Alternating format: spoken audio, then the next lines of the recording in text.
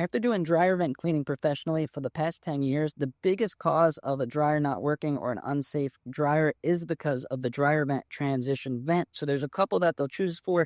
These are the three most common, and two of them I would never recommend. They are super dangerous. The first one is going to be this plastic foil duct. This is probably what you have. This is what they give you when you buy your dryer, and if you have one, replace it immediately. Couple of reasons. Number one is these are filled with micro holes.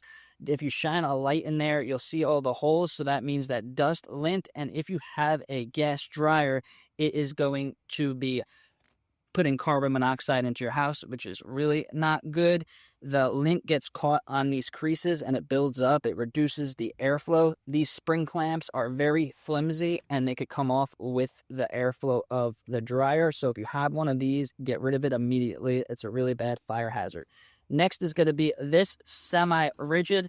This one's a little bit better, but as you could see, they get crushed, they get kinked, they don't compact enough, and they start to tear at the edges. And every time I see these installed on a dryer, they're always ripped where they're connected to the dryer, and there's lint and carbon monoxide and dust blowing into the house.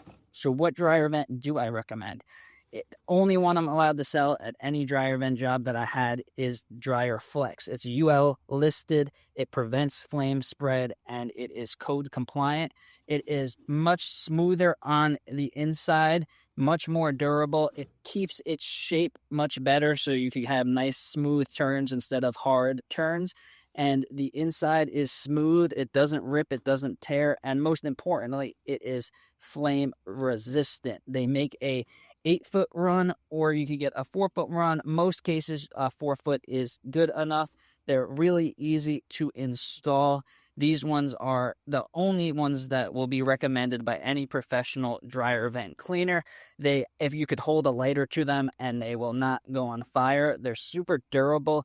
I've actually ran over one of these with my car, with my work truck, and it's actually still intact. It's a little bit flat, but it didn't get smashed. Every customer we go to, we always recommend these. We have a huge stockpile of them. So if you want your dryer to be the safest it could possibly be, yes, cleaning the vent is important, cleaning the roof vent, cleaning the inside of the dryer, but you want to have the best equipment possible. And your transition vent is what connects your dryer to the structure of your home.